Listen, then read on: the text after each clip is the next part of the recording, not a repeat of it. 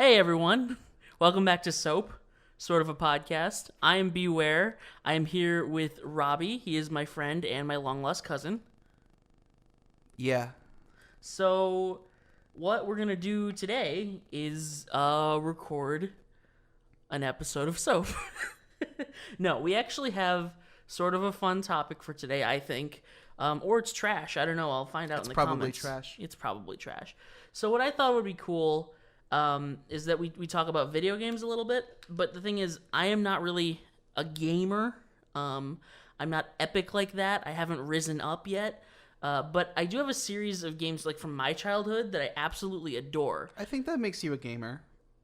Well, I mean, not by like the traditional standard, but like, No. I mean, I have games that I like, but I don't like play competitively or anything like that. Anyway, I have a couple games that I really like that a lot of people either aren't aware of or they aren't very popular. And I know you have like a whole series that you want to talk about too, which fits that sort of criteria. So I thought it'd be interesting if we sort of explain these series to each other, because I know we don't really know much What about. if I was just like, no, right now? Well, then I Like, would we find... plan this whole thing out, and I'm just like, no. I would find a different person to record with, and I would Good luck chastise with you as soon as the microphone turns off. Or I could do it on my You already do that, so... Shut up, not in front of the guy. Anyway. All right, why don't you... Okay, we'll start. You are a big fan of Pikmin, okay? Yeah. So, really quick, I only know Pikmin from Smash Brothers. I know there's the little dude named Olimar, and I know they look like little seeds, and they like run around. That's all I know about Pikmin. So, what is Pikmin? Why do you like it? What is the appeal? Hit me with it. So you asked me before why I liked Pikmin, and I told you that there was sort of like a complicated answer to that. Yeah, that's why I was like, let's do a podcast. So, all right. So to start out, for those of you who don't know, it's Pikmin, Pikmin. It's a game series by Nintendo. And basically there's like this little dude named Olimar who is like, he's like a freighter for like a space freighting company or something. And then one day he crash lands on this mysterious planet that I guess is like implied to be Earth, like far in the future. And he has like the parts for his ship all scattered around the world. And he finds these little creatures that are kind of like, they come from plants. Like gremlins or... Well, okay, so they literally like grow from plants. Okay. Which is why they look like plants. Like they have little leaves that come out of their head. Yeah, so it's kind of like they're sort of like half plant, half human. They're kind of like a hybrid sort of creature. That sounds like something that would happen in Greek mythology after Zeus like got it on with a fern or something. Zeus fucked a plant. Okay. So that was far... just after 5 minutes. So I think we're good with the algorithm. Oh, no. Okay, so you can't say fuck in the first minute. Oh, okay. Yeah. We're totally good then. Yeah. Yeah, so that's like the first game is he uses the creatures, and then there are like enemy creatures that you have to like fight and shit. So he enlists the help of the Pikmin to get the parts for his ship, and then he leaves the planet, and that's the first game. I only played the second game. And so this gets into why I started playing the game, which was the long story. And so I was in 3rd grade, and this is going to turn into like a therapist session really quick. So tell me, which part of your... Oh, that's disgusting. How does your relationship with your mother cause you to... I was just going to say, which part of your Oedipus complex led to you playing Pikmin? All right, so this story doesn't actually involve my parents.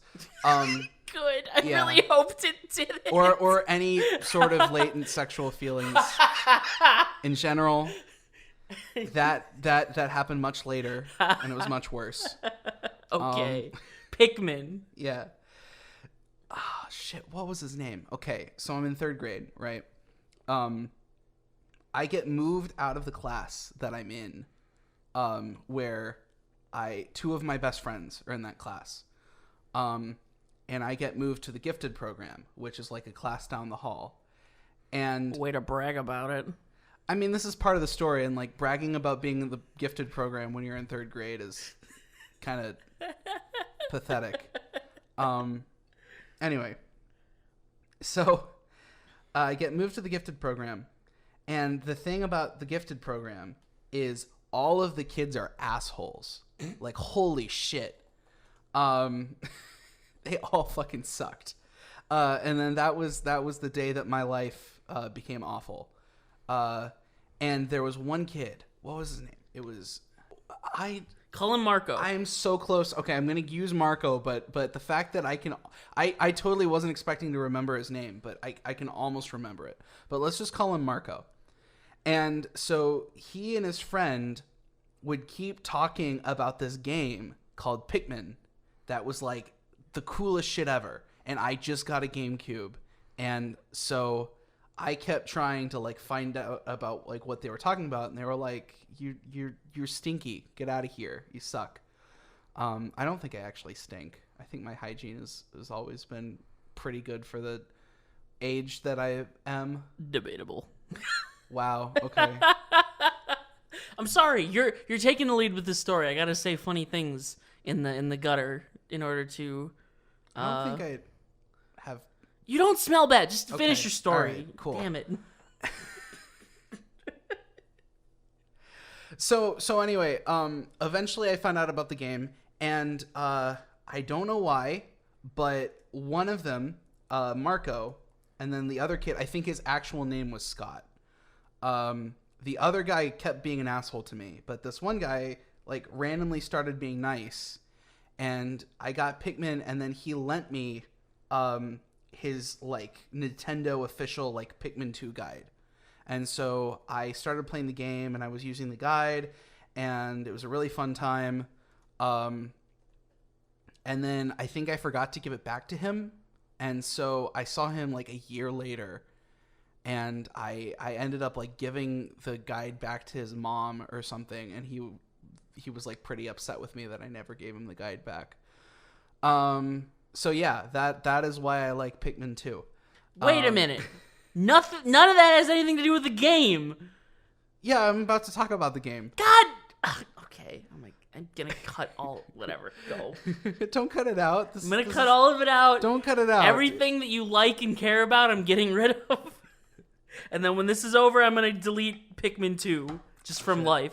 Actually, that was another kind of funny thing, is that after he decided that he hated me again, when I would try to talk to him about Pikmin 2, he would pretend that he didn't know. He would be like, "What's Pikmin 2?" Oh, that's cold. Yeah, I know. So anyway, Pikmin 2. So Olimar goes back to, whatever godforsaken planet he came from after repairing his ship, and then a bit later, he comes in from a delivery one day, and the president of the company comes and tells him that his son named Louis went and was like delivering his first delivery, and they had a bunch of these like pick carrots, I think they were called, like Pikmin. Have you heard this before?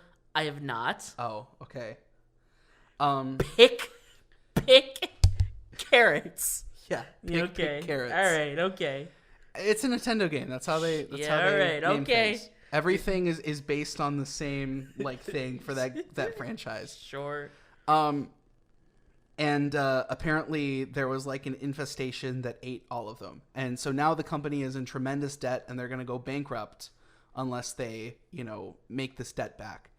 And so what they end up doing is Olimar and Louis end up going back to the planet, and they need to, instead of getting parts for your ship, you need to get treasures, which are just random. It's literally just random shit from Earth that apparently is like I think one of them is like literally an apple core. It's like an apple core, a playing card. Oh, so it's like Wall-E. Kind of, yeah. Ah. Yeah, so you have to go back and you have to get all the treasures, but then halfway through the game, once you pay the debt, you unlock like a new area, and then it turns out Louis like goes missing or something, and then it turns out that he actually ate all of the Pick carrots. So somehow this adolescent alien man managed to eat a large enough volume of carrots that he was shipping. Are you well? Okay. To cause a multi-galactic intergalactic shipping company to go bankrupt. Okay, so just that's kind of makes sense. It's a teenage boy who ruins everything by eating too much. I mean, that's pretty in character if you ask me. That's a standard anime plot. I don't know where I was going with that. You want to see that anime? Actually, that was kind of funny. I was watching a streamer the other night. He was talking about like anime he likes, and he was like, "I'm never watching Food Wars. That shit dumb." What's Food Wars? So I don't actually know what Food Wars is about, but the way he described it was hilarious. He was like, "Oh, these waffles. I can't make these waffles fluffy enough until I accept the fact that I'm adopted." Apparently, the plot of Food Wars sounds like some JonTron shit. Apparently, the plot of or the way Food Wars works, I don't know. I have not seen it. Okay. Apparently, it's like they make food, but like they have to work through their personal problems, and that's represented in the quality of food, right? So it's like tying their character arcs to, which is So like that was here's kind some filet mignon with a side of unresolved personal trauma. Well, so okay, that's okay. So like, I only watch mostly just like shonen, like fighting stuff, but a lot of anime, like sports anime and stuff, are really popular just because they take normal stuff and they over dramatize it. And I mean, I'm guessing this is just another instance of that. I'm sure it's fun. Actually, so I was talking about my two best friends from the class that I got, the normal third grade class. Honestly, they were smart enough to be in the gifted program too. It was really weird. Anyway, they actually were the people who got me into manga originally. They were so smart that they played dumb so they wouldn't get put in the class with all the asshole kids. No, but like one of them actually like drew manga and stuff, and I actually wanted to be a manga artist when I was that age. And then I realized that I can't fucking draw. No one can in third grade. Yeah, if I had stuck at it, I probably would have actually been okay. But I know we're way off Pikmin. Tite Kubo or Tite Kubo, I don't know how it's pronounced. He's the guy who draws Bleach. I have not read Bleach or watched Bleach, but he was like so good at art in middle school that his teacher was like legit. He drew something for his teacher. His teacher was like, "Stop studying and just spend all your time drawing." Damn, because he was so like talented, and he's very. And then I guess he never got any better. Have you not seen Bleach? I thought that Bleach didn't have particularly good art. Bleach has like amazing art. Oh, what are you talking about? Never Man, mind. All these 6 Bleach fans that are listening to this are gonna be pissed at you, dude. Am I gonna get canceled for not liking Bleach? All right, okay. The teenage boy eats all the pick carrots and ruins the galaxy.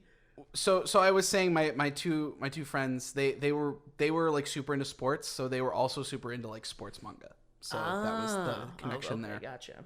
Also, side note, I don't think we need to like strictly stick to anything. So I think if we get on a tangent, we should just kind of like go with it. I know, but I felt that it had.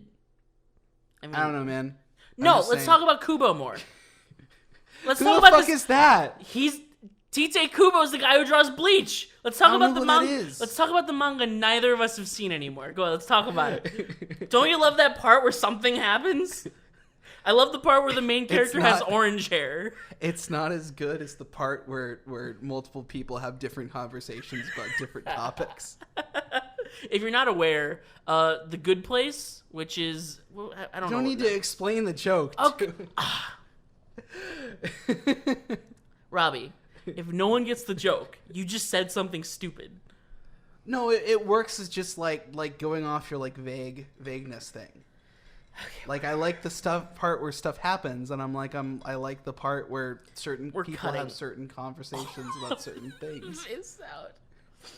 God damn it. Okay, so the kid eats the carrots. Yeah, so Louis eats the carrots, and then you have to basically get the rest of the treasures, and you basically have to get 100% completion on the game to rescue Louis, and that's the end of the game. Okay. I have still not finished the game. My GameCube copy of the game is somewhere in my parents' house, and I think if I sold it on eBay, I could get like $120 for it. I'm really, really hoping there's like a port to Switch or something for all these like different classic GameCube games. So in all this time, you've not talked about like the gameplay at all. Oh, that's what you wanted to talk about. Well, just like the game itself, that's kind of a big aspect. Okay. All right. I'll talk about the gameplay. All right. Shit. Okay. Yeah. Also, Pikmin 3 came out a few years ago on Wii, and Pikmin 4 was, I think, supposed to be announced at E3, but wasn't. So yeah. So the gameplay is basically, so you control Olimar. In the second version, you can like switch between Olimar and Louie, which is another cool thing because you can have them like different parts of the map doing different things. Okay. Which is kind of cool. And so you can control this like small army of Pikmin, and there are 3 different kinds in the original, and then there are 5 different kinds in Pikmin 2. And then the type of Pikmin is the like resistance that they have. So generally speaking, Pikmin will burn if you set them on fire. If you electrocute them, they'll die. Okay. And if you take them into water, they'll drown. Like most people. Yeah. But red Pikmin are immune to fire, yellow Pikmin are immune to electricity, and blue Pikmin are immune to water. And then there are also white Pikmin, which in Pikmin 2, which are immune to poison, and also if an enemy eats them. So the enemies are these other creatures that are around like the same size that want to eat the Pikmin. Okay. So I don't think you're ever like personally in danger. It's always like your Pikmin, I believe. Is this a metaphor for class struggle? Is Olimar the wealthy capitalist at the top of this pyramid of pain and suffering, and the Pikmin are the low? Wait, what's that sound? Oh, that's my alarm. I set an Fuck. alarm. So you were talking about how Olimar is the bourgeoisie, and the Pikmin are the proletariat. Laborer. Yes, that's why they're red, because they represent one the glory. type of Pikmin is red. They represent the one type that doesn't burn. Okay, I think I get the gist of Pikmin. Do you have any other interesting things you want to talk about? There's also purple Pikmin. Oh! Purple Pikmin are really big, and they do extra damage when you throw them on things. This is one of the other great things about Pikmin is that it's like way crazier than it sounds way crazier than it actually is. Oh, just you when wait. When you're like describing it to somebody. Oh, just you wait. So there are purple Pikmin that are bigger, and they do more damage, but also they're like not immune to anything. So yeah, and then what's the other stuff? So yeah, so most of the gameplay is going into caves, so it's kind of like a dungeon crawler. So you have the overworld, which is relatively safe, but it gets more difficult as you go on. And then you have caves where there are these different levels, and then there's generally like one or more boss fights in the level. And then in the caves there are these different treasures that you can get, and you take them back to your ship. And then that's how you get money and beat the game. So yeah, lots of fun. Okay. I said just you wait, specifically because you chose to talk about Pikmin. Mm-hmm. I've chosen to talk about Ape Escape. I know nothing about Ape Escape. Oh, so this will be interesting. You're about to learn about Ape Escape. So, let me paint a picture for you. All right, super genius scientist, old man, like the stereotype, old man scientist. Okay. Is he foreign? Well, he's I guess. So it's a Japanese game. They all have Japanese names, but he looks. Oh. He's probably Japanese. I don't know. Whatever. He's got to be German if he's a scientist. He might be actually. Hey, just for the record, I can say that because ethnically speaking, I'm more German than anything else. So yeah. So there's this scientist. I can say that. So there's this scientist, and he creates this helmet that increases the brain power of whatever puts it on. So it's like Planet of the Apes. Just wait. So he puts it on a monkey, makes the monkey smarter. But one of these helmets gets onto Spectre, which is a special monkey that lives at the zoo that is already smarter than all the other monkeys. Oh, shit. Spectre then becomes an evil James Bond villain who builds a time machine, and he brings all of his monkey brethren, who he builds helmets for, back to the prehistoric times. So it's Planet of the Apes. Do Planet of the Apes have time travel? I think it maybe. I don't think it do. I could be wrong. Okay. But so the plot, Hold on, okay, never mind. you play as this kid named Spike, who he gets a time net, and he has to run around. Look at this net. And catch monkeys. They're not apes, technically. It's an incorrect usage of the word ape. Catch monkeys with this time net, okay?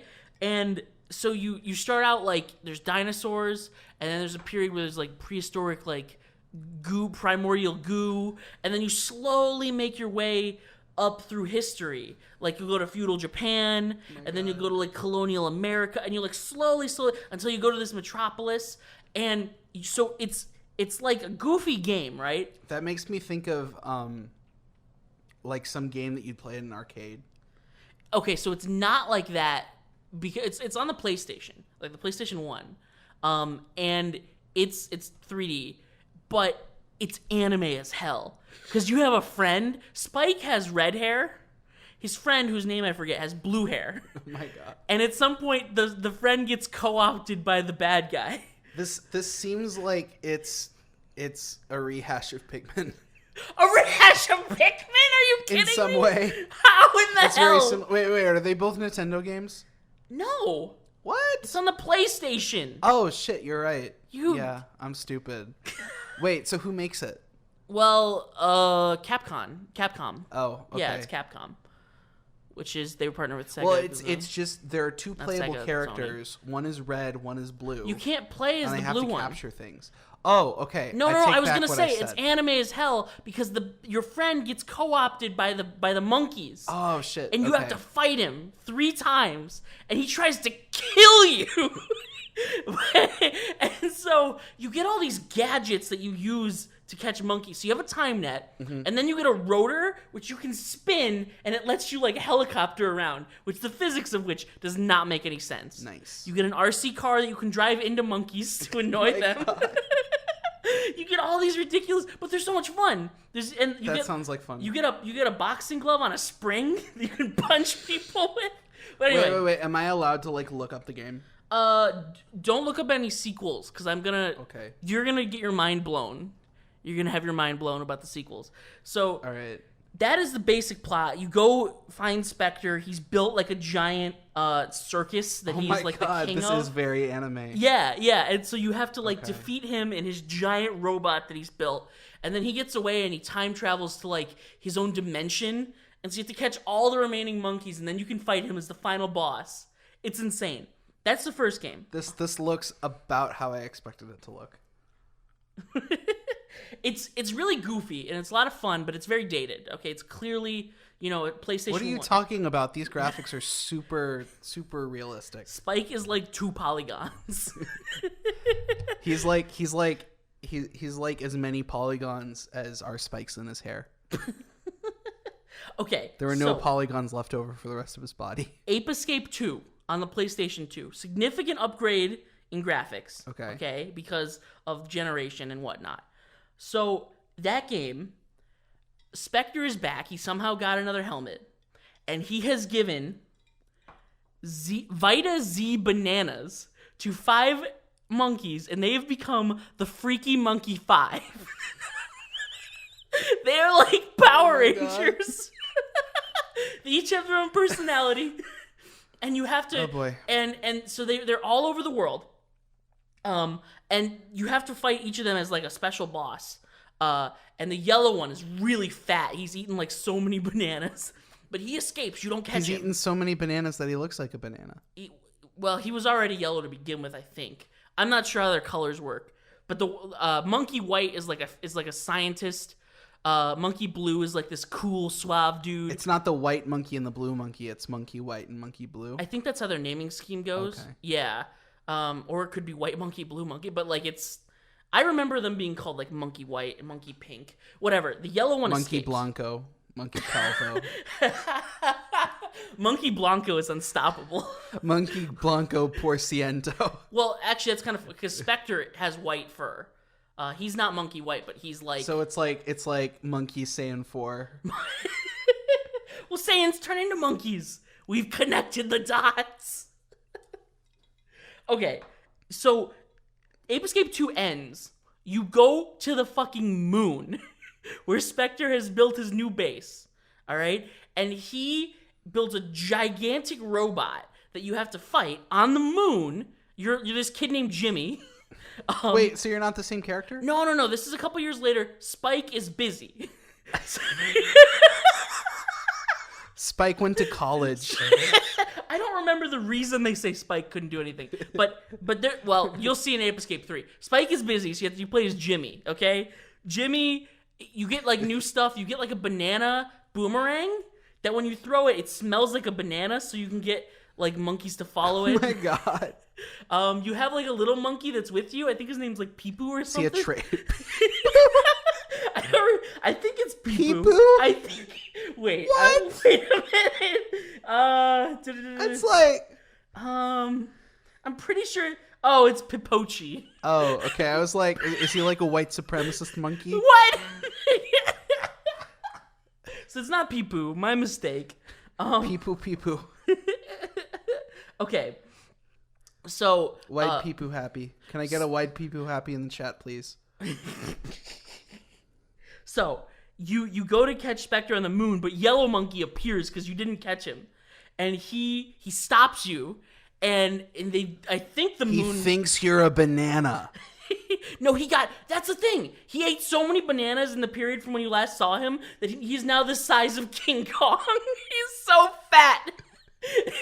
Wait, is it just from fatness, or yes, like is he buff? Yeah, he's just from fatness.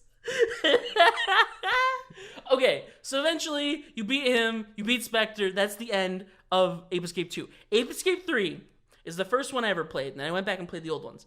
This is the pinnacle of gaming.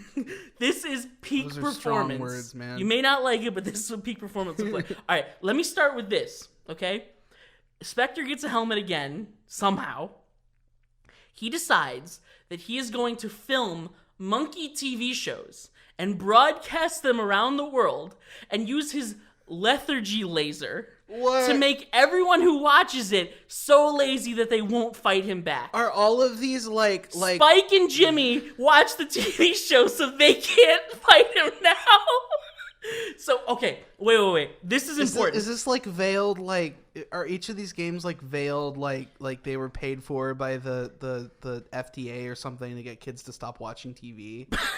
Well, it would only be the third one. I mean, the second one, they eat like vitamins and shit. Oh, they're Vita Z bananas, first of all. Well, they're yeah, Japanese. Robbie, get your fucking facts straight. They're Vita Z bananas. Well, they're like pick carrots.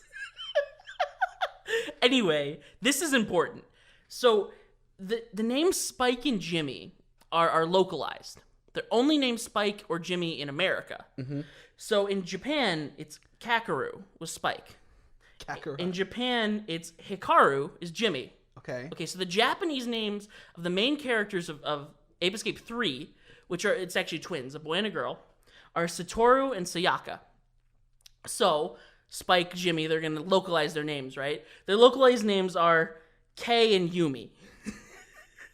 They're still Japanese.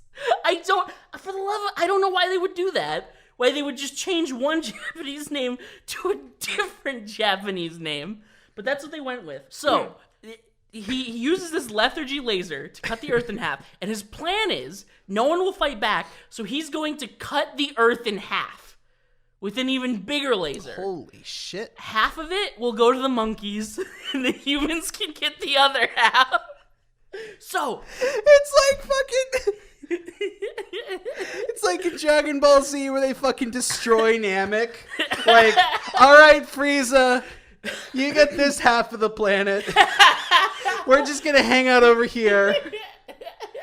Don't worry about us. Just leave us alone, please. So that's his plan.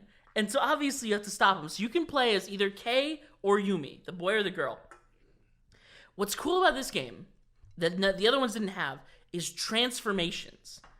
Your aunt, for some reason, has invented, quote, transforming technology, where it's like... say change now. It's like Ben 10 before Ben 10, Ooh. but instead of aliens, you turn into, like, stereotypical heroes.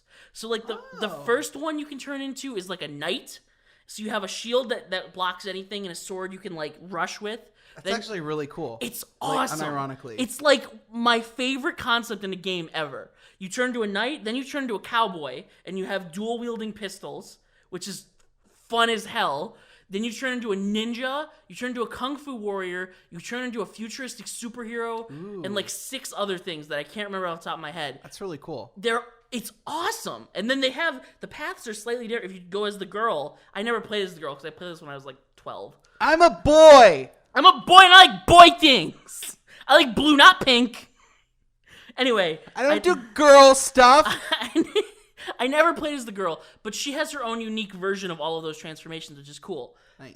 So you play as these characters, you use these cool transformations, and they each have a unique ability that's useful on each level. The ninja can like run on walls and stuff. But anyway, you have to fight the Freaky Monkey 5 again. You stop Spectre from cutting the earth in half. Wait. Who was the second guy? Jimmy? Yeah. Jimmy didn't do the fucking job. He didn't kill him. Well, you can't. So if you take his helmet off, Spectre's a nice monkey. But as soon as you put it on, he's like an evil dictator. What is this a metaphor for? Is the question.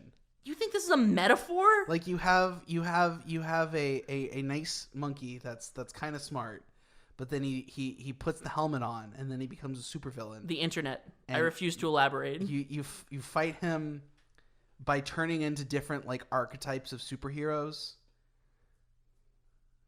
I don't know what you want me to say, man. Like you fight. Maybe it's like some sort of metaphor for like breaking down like people's like mankind's propensity for. There is an option in this game where you can play Metal Gear Solid, which is Metal Gear Solid, but everyone's a monkey. I don't think there are any metaphors in this game. All I'm saying is nobody show Jordan Peterson this game because he's gonna have a field day. You gotta kill the snake, man. You gotta kill the snake, man. No, I don't think there's a metaphor in this. I think it's just nonsense, but it's a lot of fun. And I think everyone owes it to themselves. Oh, that was the other thing. One of these days, you gotta stop eating bananas and face the truth of your existence, bucko. For some reason, they never made Ape Escape 4. They don't make any new Ape Escape games, which sucks. They did make an Ape Escape anime. Which... What? Yeah, I know. I was into Ape Escape when I was in, like, middle school. I had limited access to the internet that I did not know how to properly use. So I only found, like, a rip of one episode. Oh, shit. But I thought it was fire. Like, it was Spike, and you had to catch, there was a point where he was chasing a monkey, and it was on like a cliff, and he was in the prehistoric past, and he had to pull himself up the cliff, and he was like gonna actually physically die. Oh shit. And the professor was like in his ear. He's like, Spike. Wait, there's a professor? Yeah, the professor who built the helmets. Oh, and built all the time net and all the stuff that he uses. Okay. The professor's like, Spike, listen to me. You're actually going to die. You need to believe in yourself. And Spike is like, I believe in myself. And he like pulled himself up. And that was one of my first exposures to anime. So I'm like, this is insane. And I never found the second episode. I don't know if it's probably really bad, but that makes me think of that one scene in Transformers Cybertron. Our worlds are in danger. Our worlds are in danger. Are we gonna open up the Transformers Cybertron can of worms? We can. I feel like we could. Okay, so here's the deal. I, as a child, was a big Transformers fan. I talked about in the last episode that my favorite movie ever was the Transformers the movie. You have only seen one series of Transformers, and that was Cybertron, correct? Yes. Which, listen, the animation's real bad. But it's 3D. They're 3D and they changed in 3D, man. So the show, look up any screenshot from the show, every character is like this really blocky render that has no shading. It's like think of like of how CGI is for TV shows compared to how it is for movies, because of the like difference in budget. Yeah. Now think about this for a children's show in 2006. And that basically tells you everything that you need to know. It was so bad. And then what they would do is every time one of the robots would transform, they had a transformation like a 2-minute sequence. cutscene. Yeah. Where it transforms, because it transforms exactly like the toy does. Exactly like the toy. That's at your local Walmart that you need to go get now and beg your parents to buy. The funny thing is, if Optimus Prime was like, transform and roll out, they would have a 2-minute cutscene for each individual Autobot. So you'd have 8 minutes in the middle of the episode where nothing happens. Because they're all transforming. The only thing I remember specifically is I remember Megatron's transformation was like needlessly complicated. Oh, yeah. And it involved like taking parts off and putting them back on. And I was like, I'm not going to get the toy for this because I'm going to lose the fucking parts. Like 8-year-old me had enough sense. So, to okay, know about I that. know the deep lore behind this. Okay. Because I had all those toys. That was like my I childhood. had one of them. I had an Optimus Prime and it was yeah, a very good toy. So, okay, the Megatron was originally designed, it was going to be like a combiner. It was going to combine, I don't remember with what, but it was supposed to combine with one of the other Decepticons. But they never made that toy because it was so ridiculously complicated. I think maybe if they did make it, it wasn't very popular or something like that. But it was, for like 3 years, this toy existed without the other one that was supposed to combine with it. So it was just needlessly complicated and nobody could tell why. Now that's got to be a metaphor for something. I don't think these things are metaphors. I think you're just like stretching. You're reaching. All of us go through life like a really complicated Transformer toy that doesn't have its companion. I feel like right now, in my life, I am in my 2-minute transformation sequence. Are you gonna say something? Yeah. we do be transforming though. Okay. With that, okay, we were supposed to talk about video games this episode. Okay, wait. Shit. Oh, there was that one scene in Transformers Cybertron. Okay. Where one of the human the human kid is like in trouble. He was captured by Starscream. Okay. And they fucking like run out of power on their ship or something. And so the other Bud's big brother, the other human, is like the only one who's like small enough to like get into like this compartment on their ship because it's like built for Transformers. Okay, yeah. And they have to like reconnect the power or something, but it's like super fucking heavy. And then they're like running out of time, and just for like 2 seconds, he's like, "For Bud!" And for 2 seconds, he turns into like a full-grown anime man. What? I don't remember this. No, like he doesn't actually turn into a man. It's just like the art style. Yeah. Just like draws like all the lines like on his they do face. with One Punch He Man. looks like a fucking adult all of a sudden. He just like shoves that fucking thing into the port, and then they're able to rescue Bud. For Bud. But that was like the first like anime scene that I saw that was like one of the like anime scenes. And so yeah, we have similar experiences when it comes to that. For Bud walks so Super For Saiyan. Bud! For Bud walks so Super Saiyan can fly. Even though this was like 2006. Yes, like, yeah.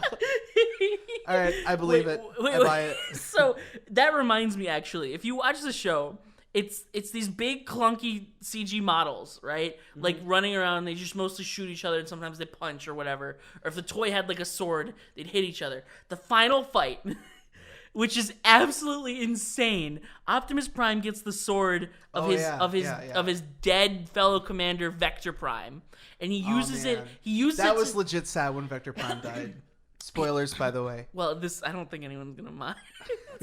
Spoilers for an obscure 2006 TV show. He uses the sword to fight Megatron, and they suddenly gain anime abilities. Like, they jump to the moon. Like, literally, they jump. Their fight is so nonsense. And, like, it's so funny. Like, his mask comes off. And I remember. And he's like, "I'm ready to die here, Megatron." It's like, whoa, what? What is Holy shit, I forgot about that. And then he fucking fucking impales Megatron or something. Yeah, he straight up and then stabs him. Megatron refuses to admit defeat, and he tries to fight back, but then he fucking dissolves. Yeah, he gets Thanos snapped. He gets Thanos snapped. Optimus, I don't feel so good. Yeah, so that show, I would not recommend you watch it, but it was a lot of fun. Yeah. So, okay, I wanted to just say really quick that you should play Ape Escape 3 if you get the chance. It's a really good game. Well, I mean, they got it. Well, shit, it's on PlayStation, so it's not like they can just port all the GameCube games. Well, okay, we don't know what people that are listening have. Huh? You know. Oh, you weren't. I thought you were saying I personally should play Ape Escape. Oh, you should also. Okay. You should definitely. It's probably on the PlayStation Store. I'd be willing to bet we could get it on the PS4. We can check once we're done. Anyway, yeah, we'll do that. Well, that is what's going to be happening if there's no podcast next week.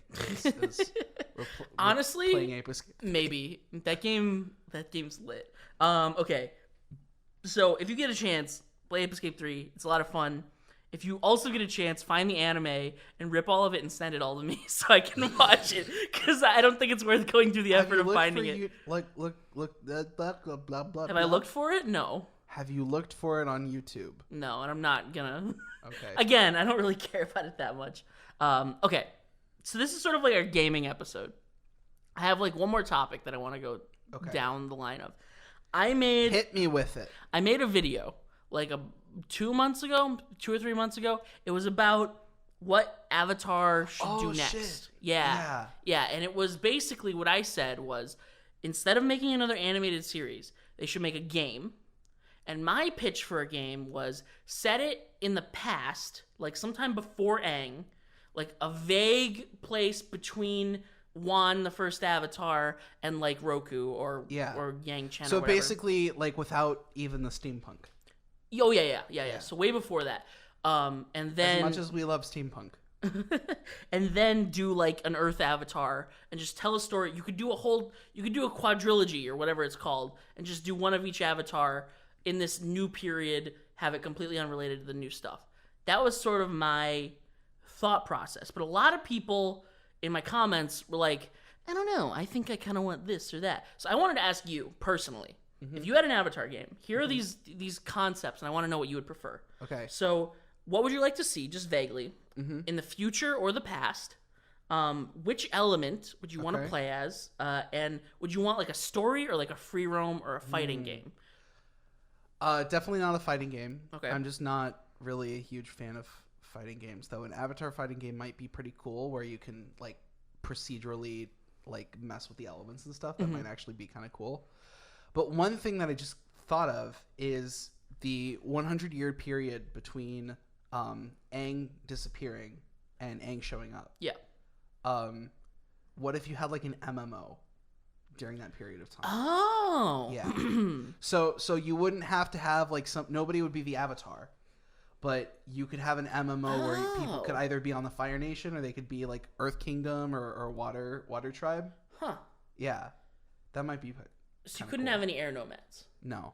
Which would be a little bit of a That downside. would be kind of lame. I do like the idea of making it an MMO and then not having anyone be the Avatar. Mm-hmm. I think most people want to play as the Avatar, but if you had, because if it's a single player RPG, then you have to play as the Avatar. But then it would be kind of cool where you can pick your element and stuff. Mm-hmm. Alternatively, an open world MMO where you're the Avatar would be kind of cool. Yeah, that is a cool idea, actually. I didn't think about that at all. I was more considering, do I want to do it heavily story-based, where there's a specific story, or do you want to do a Telltale game? Right. Where what happens is based entirely on what you choose to do? I think, the thing about Telltale games and visual novels and stuff is that there really aren't that many games that do a good job at that. So I'm hesitant to say that Avatar would be the story of Telltale Games as a company. Mm-hmm. They made the Walking Dead game that was critically acclaimed and apparently was amazing, and then they made Minecraft Story Mode and everything fucking bombed because Minecraft Story Mode sucked. Wait a minute. What about the one where he plays the big bad wolf? That one's like supposed to be really good. Yeah, it's like a gritty version of like Fairy Tales, and you play like all of these human characters. They slowly turn into their like fairy tale counterparts, but it's set in like a gritty noir setting. Like I think the story is like somebody kills Snow White, and you got to find out who. It like I watched somebody play. It was really cool, and I know they had a Batman one that I think was supposed to be pretty good. It's actually kind of cool. Yeah, no, I think Telltale. But okay, I wasn't saying like have a visual novel game. I meant more have a branching story path. So like you would have multiple love interests, and you could pick which one you wanted to go with. So you like would have multiple Skyrim, sort of like Skyrim, I guess. Yeah, that'd be cool. Like, yeah. I think that's the thing is that I don't know how many games have really done the thing where. Like games have sort of like experimented with the idea of making decisions. So you have games like Telltale games where literally the entire game is making decisions, and so there are all of these different there's this whole state graph of all of these different pathways you can take through the game. And then there are games like Undertale where you can sort of make decisions, but largely there are like 3 different endings that you have to, go through. And I still don't think that you know the actual ending to Undertale. But anyway, I feel like if you actually knew what the ending was, you would like it a lot more. But anyway. Are you talking about Mega Flowey? See, that's the thing is you think that's like halfway through the game. Okay. Yeah. So that's the thing is that you think that that's the whole game, but actually it's like only half of the game. Okay. But anyway. I don't like Undertale. He really likes Undertale. I'm just not interested in it. And he says it's the greatest thing ever. I mean, it's not the greatest thing ever, but it's really good. It's really, really good. I don't like it. I don't hate it. It's like just, for what it's it not, is, it's really fucking me. good. But Right. it's really good for what it is. I like Sans. God damn it. That's the thing is that Undertale has the Undertale fan base, which is cancer. Well, that's true of most things. Yeah, I guess. Yeah. So there are games like that. Then there are games that are like completely deterministic.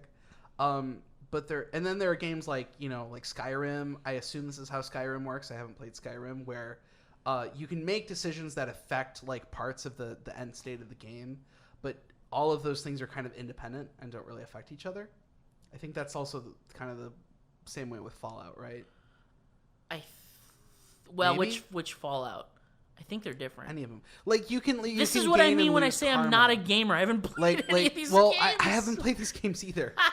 But like you can gain and lose karma, and you can sort of like be a good or a bad person. But I don't think that still it's kind of like there are a few endings of the game. Welcome to S.O.A.P. We shit on Bleach even though we've never seen it, and we criticize games that we've never played. But what I'm saying is that I think it would be really cool for there to be a game where like it's a little more dynamic than that. So it has sort of like the dynamicness of like a Telltale games where things are a little more complex, and there's a bit of like butterfly effect with your actions and stuff. Yeah. But then it has like it's like an actual game. Well, here's what I'm. Instead of just like choose X or Y. Yeah, instead of just watching.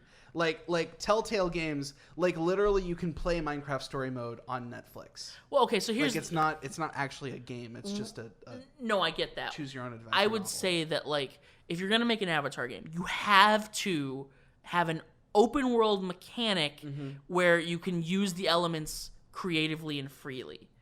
Like right. That's why I don't think it would be good as a fighting game. Okay, well, sure. I mean, that would just be a whole separate thing. I'm saying if it's not a fighting game, you would need that. So, like, the freedom that you're afforded in, like, Spider-Man PS4 or, like, the Batman Arkham games where you can just move around and do all sorts of wacky shit, you should be able to do that with all of the elements. But you would be limited by, like, have you learned them yet? Have you leveled them up enough? Like that. I think and this is hugely lofty and it would cost a ton of money, but I think the best way to do this is you start with one game where it's like heavily story based, and then you do another game in the next avatar in the cycle, and you have it be very branching. And so what you do is you can tie in the like theme of the story with the way the game is played. Does that make sense? So if you're playing the story and the theme is something about like war, or like it's based on the character, then it's narrative based, so it's straightforward. Okay. But if the theme is something about like choice and how your actions affect people, then the game itself would reflect that in the gameplay.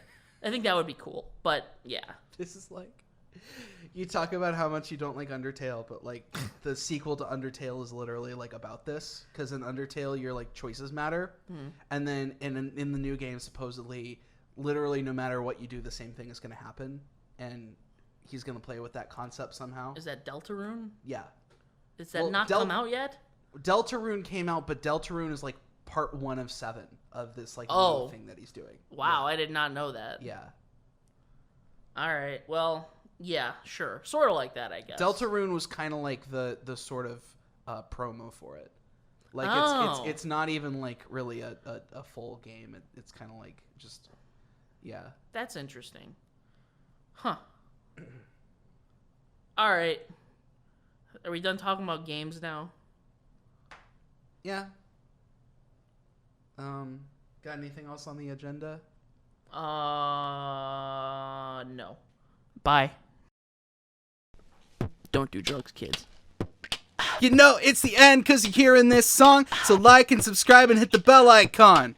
Or click this vid if your clicking fingers itching. Thanks so much for giving us a listen. Oh, yeah. One hop this time. Get Schwinn!